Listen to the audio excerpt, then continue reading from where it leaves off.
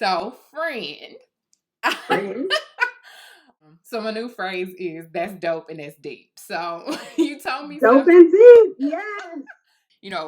in Reverend Tide fashion. You threw something else in there, of course, about whenever we have plans, how can you identify God's purpose? So that's pretty cool. What brought that on for you? So, like this whole entire month, year, really, people have been asking me about purpose. And I just recall my own life and how I had all these big plans. And then it was like God threw a monkey wrench in my plans and said, no, this is what I have for you. And so I know for a lot of people that is very difficult because when we choose a career, we choose it thinking that's going to be what we do. So when God has another direction for you, it's often hard to just walk in that. I mean, the Bible even speaks about it when it says many are the plans of a man's heart. We make a lot of plans and we think this is how it's going to go. And if people are anything like me, I don't like for my plans to be disrupted.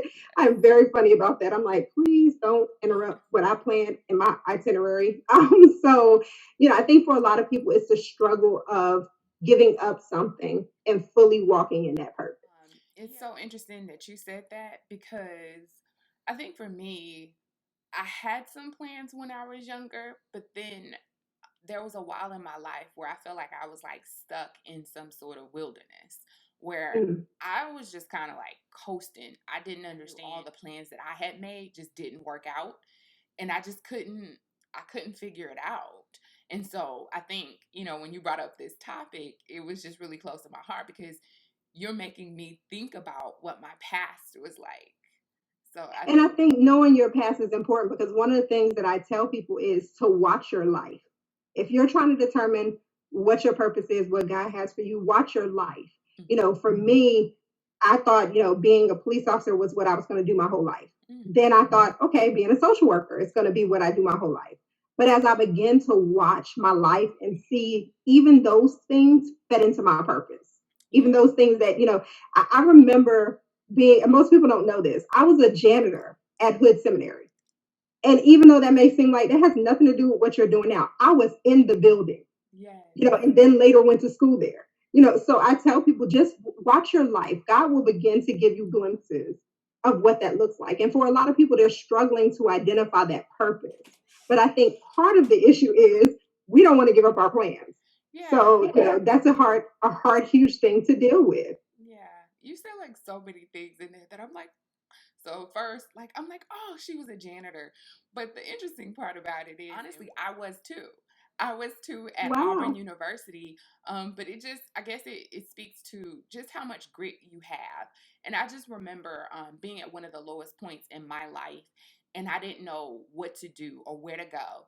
And I remember there was somebody there helping me, like the dean of students. He was like the first Black dean of students. And he was just like, look, I know you don't know what to do, but here is something. And I remember just being like thinking about like, okay, being given this job. But I say all that to say just how you noted, essentially, I call it being a student of your life.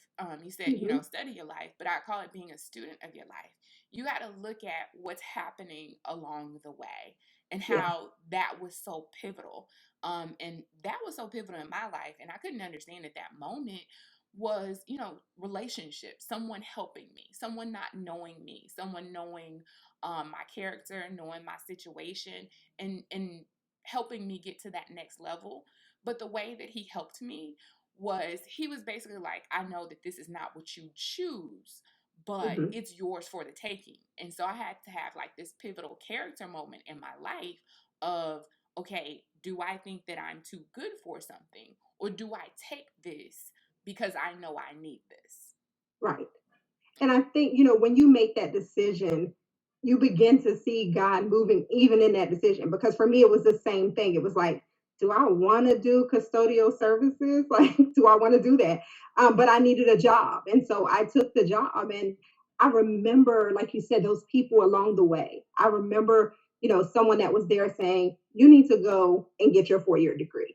I was Mm-hmm. already in, a 2-year college, but they said, no, you need to go get your 4-year degree. I remember having moments where I would just sit in the chapel and just talk to God. I'm supposed to be cleaning. I hope my ex-boss isn't watching this, but I'm supposed to be cleaning and I'm just sitting in the chapel, supposed to be cleaning the library, and I'm in there looking at the books.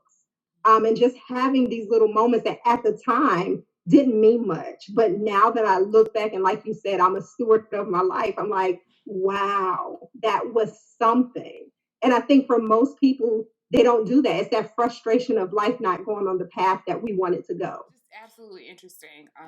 The fact that you say not the path that you wanted to go. Um, I started so I actually said student of life and you said steward of life, and I love that. We keep Because changing what each other say, because first I said watch your life, and then we're like student, steward. It all goes. I It know all goes. it all goes. I could roll with like any analogy. But if we talk about being a steward of our lives, I mean, we have to identify what those pivotal points are and what the meaning of something is and what Yes. we think the meaning of it is. Because I know, if we talk about, the situation of when I got offered the job, I literally thought, that that it means that, oh, I'm at the lowest point of my life. But I Mhm. didn't realize that it actually meant, okay, here's this next step to your purpose. Right. And I think that's the thing. We're not watching for those moves. You're just in it. Most of us go through life and we're just in it. But once you become of, conscious of what's going on, then you can pay more attention and say, this may be why this is happening.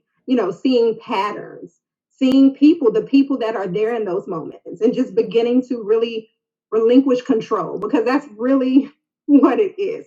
We want to have control of our lives, and so when you're working in your purpose, oftentimes things are not within your control. And so that is a difficult thing to do. I remember accepting my call into ministry. It was not something I wanted to do. I had plans. God, this is not the plan. No, but God told me this is the plan. So I had to make a choice, either to walk in it or to walk away from it.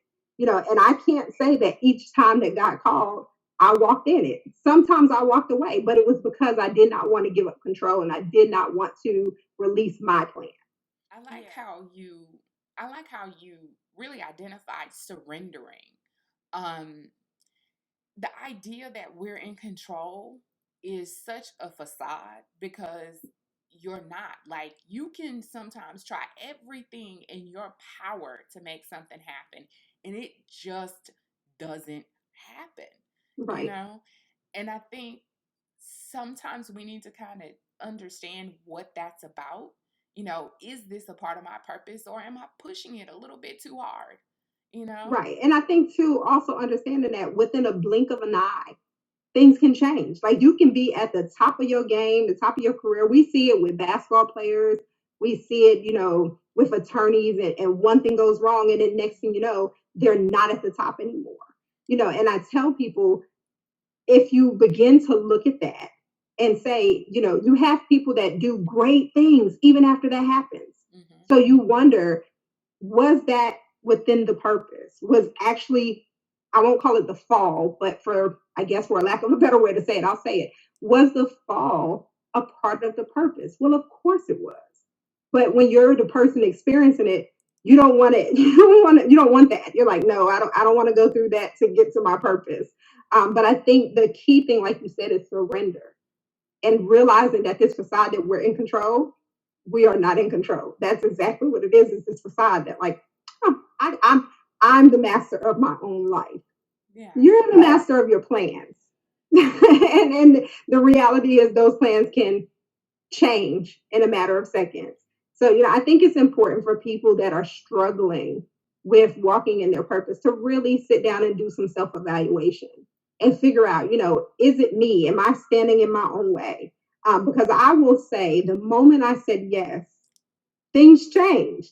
They changed drastically. And I'm not going to say it's always been easy, but for me, it was the best yes that I said. Yeah. That's a whole nother episode if we talk about maintaining in your purpose. So that's Oh, that's yes. that's a whole nother Yes. episode. But what I did kind of want to point out, and I'll leave on this, is that, a lot of times we think that the expression of our purpose is the purpose. So when we talk Mm, about careers, we think that careers are purpose, but the purpose is the overall arching general thing that you're doing while in that place, or that you're doing while in that season. So adding to the idea of surrender, it doesn't matter the season, it doesn't matter the place, it doesn't matter the people. The purpose still remains the same. that's So right. you get to surrender what your idea of what it looks like is, but that purpose is still the same. And so if we talk about being a steward of your life, a student of your life, or even studying your life, I felt like a preacher, like when a I preacher, love that. The 3 points. when a preacher like recaps, I was like, yes. Um, but regardless of what we're doing there, we're making some observations and we're making choices. So surrendering isn't just dropping everything. Surrendering is choosing to actually say yes, not Exactly. knowing what the expression of it is, but Exactly. living in it. So those are like my final thoughts. I I think that this loved is your final super thoughts. That summation was amazing in the alliteration, and I loved it. cool. And I believe those watching So Friend will appreciate that moment. Gotcha. I'm gonna make I that just a love sign you off. so much. I love you too. I will definitely talk to you later. Bye, All friend. right.